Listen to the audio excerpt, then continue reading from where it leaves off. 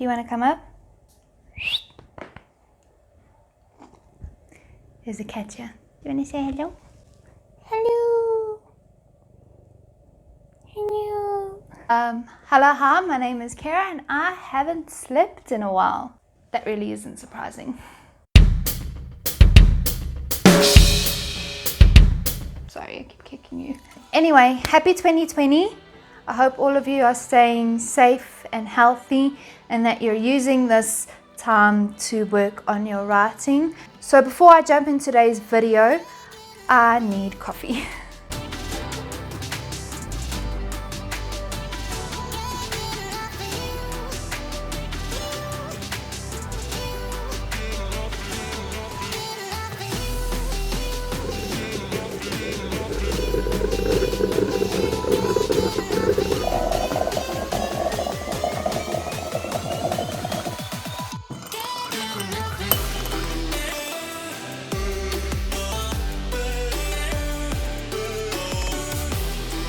Okay, so before I dive into how I plot my story, I wanted to let you know that on the 2nd of February, I finished the first book in my 7-book series.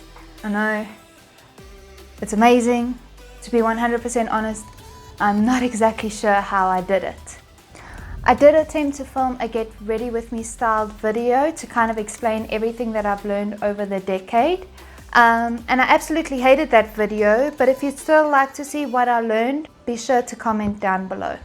Anyway, now that I'm done with my first book and I have to start plotting and planning out the second one, I decided to show you guys how I do that.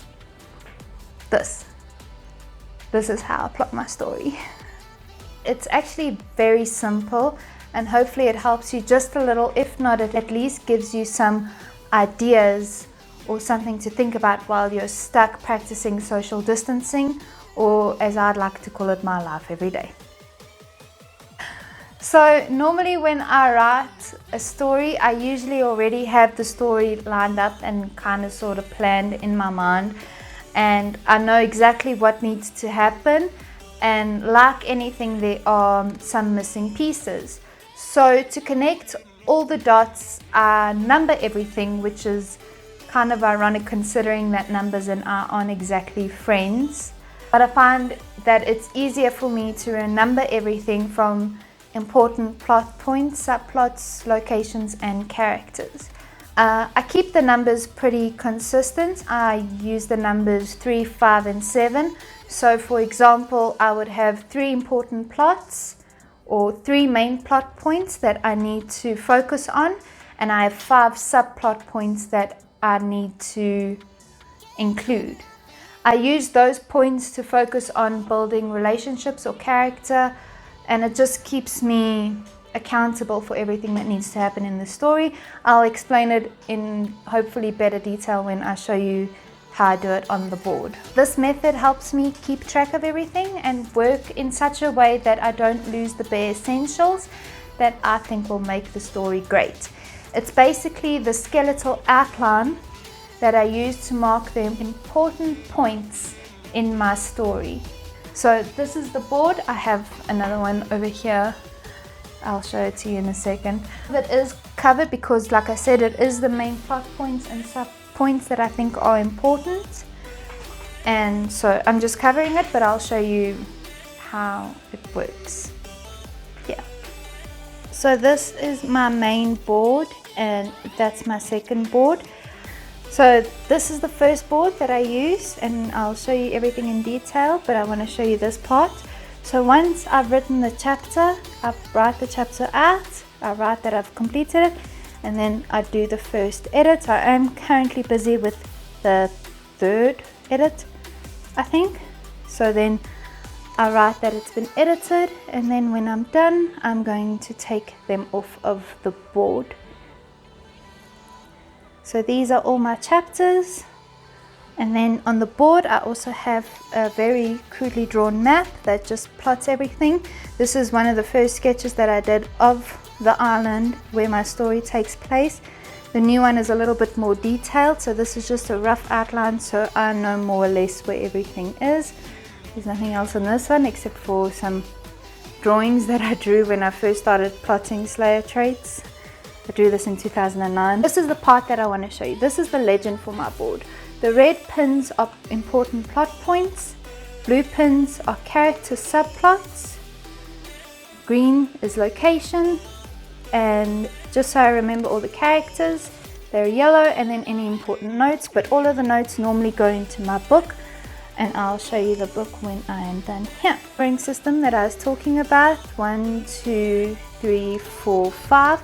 So there are 5 important plots that need to happen. So I wrote them all down, and once I wrote them and planned them out properly, I wrote some notes at the back. Of course I can't show them to you because then what would be the point of reading my book? The blue pins are characters or subplots. These will also have to be covered because some of the characters and the plot points, subplots are important. So these are things that I wanted to include. As you can see again, there's 5. So it was 5 important things that needed to happen, and I needed to write them down, and once they were done, I wrote the notes at the back. Green is location. So here are the numbers again, 1, 2, 3, 4, 5, 6, and 7. So 7 main locations in the story where the story takes place. I need to write them down and make sure that I had a good idea of where they were in regards to the map. Yellow is characters and their species, I guess. And notes are in the book. So I've showed you the book briefly before in my What's in My Box video. This book is where I make all my important notes. All the different colored tags mean different things. This is the index. This is covered because these are my villains and they're kind of sort of revealed in my book, so that is why they're covered. And then I use the different tags and outlines to point out important parts in my story. All of my series notes are going to go in here. So now that first year is completed, I can move on to second year, and then I'll carry on as normal. I'll be making notes and tags along the way, and that way I keep all my story details consistent, and I can look back on notes or characters or locations or anything that's important. I have these papers cut out and ready for when I do the rest of the series.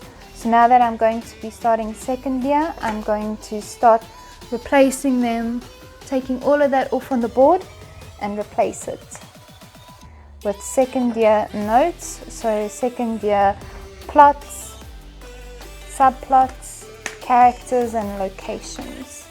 Very simple method, but I'm a very visual person, so it kind of helps me just gather all my thoughts and make them more cohesive, because sometimes I do tend to lose track of everything, hence why I started making the notebook in the first place and why I put it up on the board so I can remember how to get from point A to B to C and so on and so forth. So that's pretty much how I plot out my novels. I wanted to show you because I am going to be taking it all down to start prepping and planning for second year, and I thought it would just be a good opportunity to show you how I plot my story. Anything else I should add?